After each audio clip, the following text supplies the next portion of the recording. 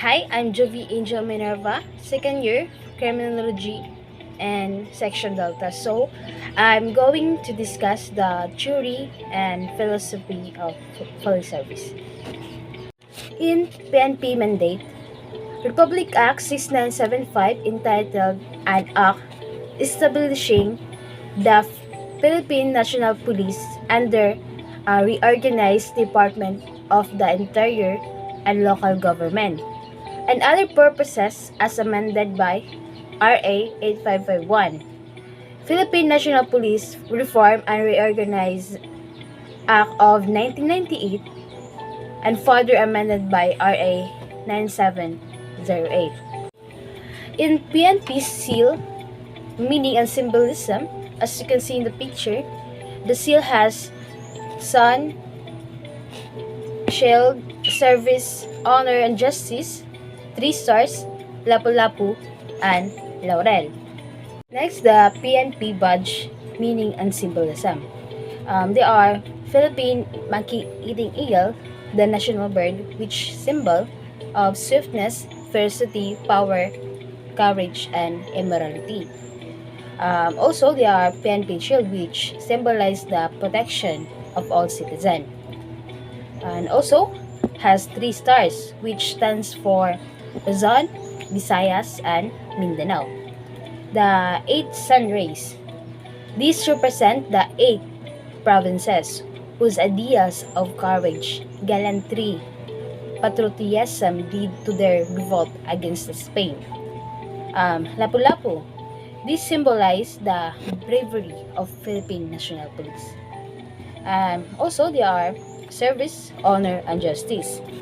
And laurel leaves. These symbolize the competency, brilliance, honor, in field of endeavor expected from each and every member of PNP. The last is Philippine National Police, which stands for Identity of Solidarity. Next, the philosophy of the PNP service. There are service, honor, and justice. And in PNP core values, ito ay makadiyos, makabayan, makatao, at makakalikasan. Next, they are PNP vision and mission. Di na ako siya basahon kay it's sabotage. This organization, di siya mawala ang mission and vision. And PNP support units. So in PNP supports units, these administrative and operational units with each unit headed by a director with the rank of chief superintendent. The fundamental purpose of police service. There are 3 nagi-handelan sa mga pulis, which mag-prevent sa crime o mag-catch sa criminals. The major crimes, muna silang mga homicide, murder, robbery, rape, arson, kidnapping, and other heinous crime. Number 2, ito ay offense against the public morals. Ito sila ay vices, gambling, prohibited drugs, at marami pang iba. And the last ones, those related to maintenance of peace and order. Ito ay mga illegal possession of weapons. Mga baril, like that. The vagrancy, trespassing, assault, at marami pang marami pang types of these related to maintenance of peace and order. Next, the police activities. In response to these antisocial and criminal behaviors, police works include the following: the prevention of criminality. Based sa akong gisulti kay na ang trabaho sa police kay mag-prevent of crime.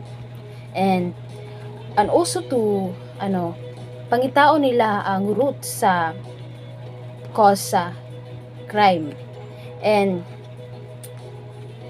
The repression of crime includes the adequate patrolling plus continuous effort toward eliminating or reducing the opportunities for criminal activity. So, pasabot na ang pulis kay mag-eliminate o mag-reduce sa mga opportunities sa mga kriminal.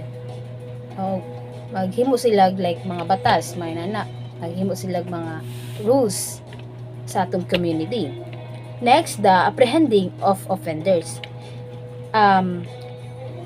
Dire, it means that idalon ang pulis, dalon nila ang mga offenders sa custody para panisyan and also para i-restrain nila ang offender from committing the other offenses. Next, the recovery of property or stolen. This causes reduction of cost of the crime, which also prevent others from benefiting against of crime. Next, regulation of non-criminal conduct. It also apprehension of punishment of offenders to secure obedience. Last was performance of related miscellaneous service. So, the police will assist the search and rescue administration, which magkwan sila if na ay calamities, accidents, mag-assist sila So, the fundamental theories of police service, there are two, which are the home rule theory and continental theory. Sa home rule theory, ang police kay considered na siya sa servants of the community. And also, policemen are civil employees whose ilang trabaho kay mag-preserve og peace and security sa community. And also, these commonly practiced in countries having this decentralized government or democratic government like sa Philippines. And continental theory, the policemen are considered servants of higher authority. So, this theory ma-apply din siya sa mga countries that have centralized government like sa Spain, France, and Italy. Next was the concept of police service. So, there are old concept and modern concept. Sa old concept, which is traditional, ang gisupport ani kay i-throw daw ang mga offenders o mga violators sa jail rather than keeping them out of jail. So, this concept emphasized punishment as the sole instrument of the crime control. So, there are more number of arrests in this concept. In modern concept, the police is considered as an organ of crime prevention. So ang the yardstick or measurement of the police efficiency is the absence of crime. Nature of the policeman. So, ang policeman daw dapat kay na siya mind of the lawyer, soul of the clergyman, the heart of the social worker, discipline of an army sergeant, and the integrity of the saint. Next was the basic police mission. So, the basic police mission has not changed since the ancient times. So, sugod pagid paghimo aning police may nani wa pagid siya na change until now, until sa present. Because it is preserving order by enforcing rules of conduct or laws. The police organizational unit. So, the number 1, functional unit. So, ang siya, it is a component of the police organization designed to work or perform a specific task. Muna siyang bureau, division, section, and unit. Sa bureau, muna siyang the largest functional unit with a large department. Sa division, primary division of a bureau. Sa section, functional unit within a division. And sa unit, functional group within section. So, kuno connect ra. So, next, line unit. So, these components of police organization are those personnel or human resources that directly interact with the public. Muna silang mga traffic, patrol, and investigation units. In geographic unit, these components of police organization are based in territorial jurisdiction. There are post, route, bet, sector, district, and area. The types of organizational design. There are four basic instructional types of design may be found within organization, such as police. They are line and staff, functional, and metrics. So, these types of exist separately or in combination. The PNP is a line and staff organization. It is so because its structure is the combination of line, individual, or department organization and functional organization. So, in line structure. So, the line structure is the oldest and simplest and clearest form of organizational design. The line and staff function as more demands for services are placed on police department. This is need to add internal support function so that the line function can continue to provide direct service to the public. So, pasabot is need to add internal support function. Oo, sa line function. Mag-support pa. Sa functional structure, this functional structure is one means by which the line authority structure of an organization can be modified.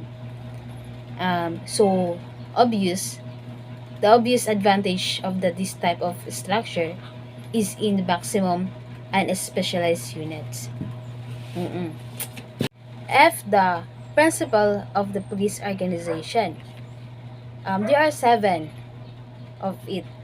The first one is the span of control. So, it is a maximum number of subordinates at a given position that a superior can supervise effectively. Second, delegation of authority. So, this organization grows in the complexity. It's so because the apparent the delegation must take place.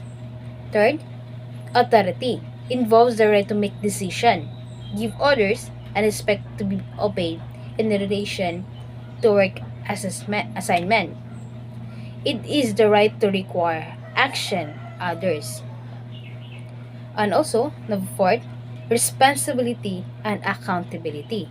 It is a double obligation. The first one, responsibility is the obligation to perform the assigned work in a suitable manner or to see that someone else does it is a suitable manner. And accountability is a proper performance. So, ang pasabot sa accountability is defined as the obligation of the subordinate to report to the delegating superior upon the exercise of authority and performance of the assignment. So, ang accountability means cannot be shared. The ikalima kay delegation is the act of transferring selected responsibilities with commensurate authority to one more subordinates. Ika-6 kay unity and command. Unity of command means that each person from the bottom to the top of the organization has one boss, and no one but the boss should giving him indirect orders. Yes. So the last was chain of command. Is the unbroken line of authority that links all the person in organization and define who recons the home. So the chain of command is violated when the one organization member communicates in an official capacity with another who is not his immediate superior, a subordinate or colleague. Traditional organization theories. A was theory of organization by Lothar Gulick. So the first one was planning. So mo ni siya kani kay mo nagmag-usay lang buhaton ug usaw nila pagbuhat. Mo ni ang the basic process of selecting goals and determining how to achieve them. Second was mo ni siyang the process of making organization. Mag-organize ba? Like it resources and of environment. It is the identification and classification of required activities like mga groupings, mga assignments of each grouping to a manager with the authority instead to supervise it. The third was staffing. So kani mo ni siyang mga by identifying workforce requirements, eventually the people available, recruiting, placing personality, promoting, appraising, compensating, and training of personnel. So, next, directing. So, kani, muna siya ang it is a process of command, mag-give og command, orders, mga inana, directives, or instruction to the personnel. Next was coordinating. So, ang kani siya, it is the manner of integrating the different elements within or outside the organization into the efficient or harmonious relation, thus making them work together or fit with each other. So, ang reporting kay mo ni siya ang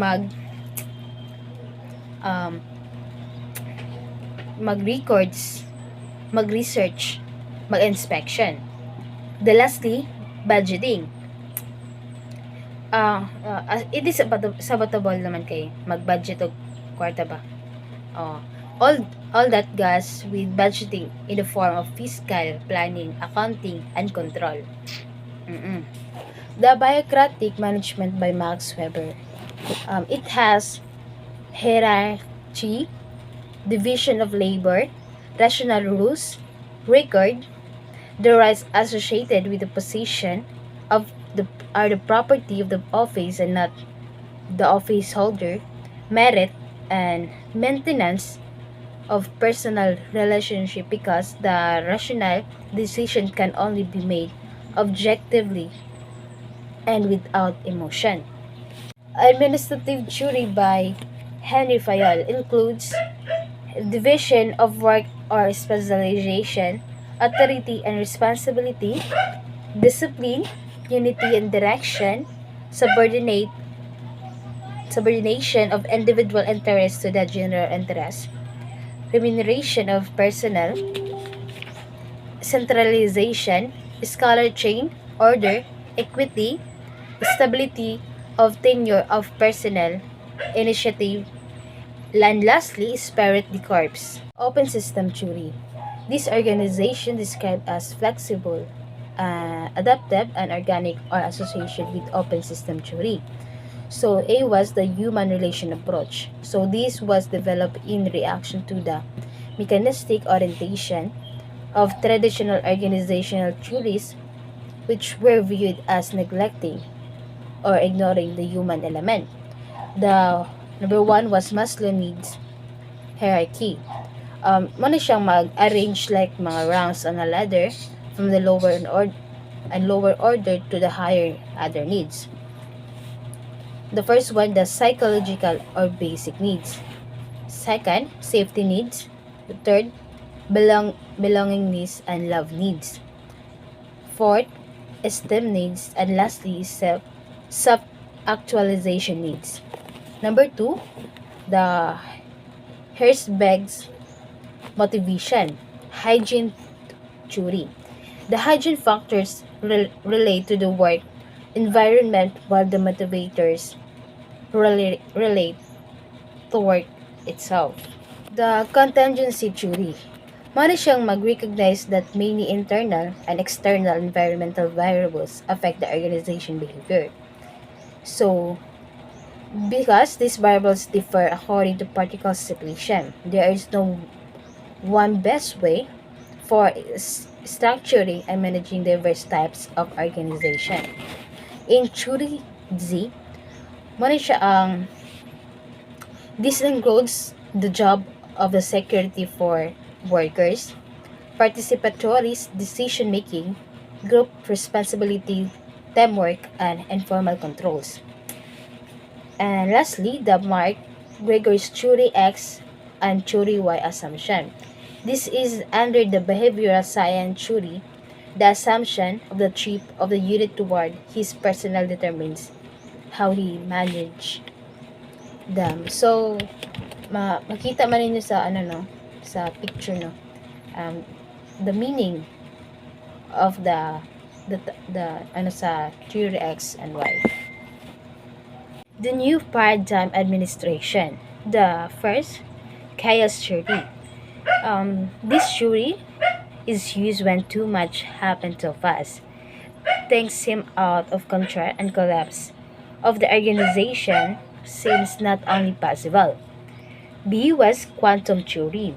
So, ang kaning police organization is an energy field and focus should not be only done on what exists, but also on what the possible are at the future. Police function. Number 1, line function. So, mo ni siya ang police operation, directly addressing the basic police mission patrol operation, criminal investigation and traffic direction and control and crime prevention activities.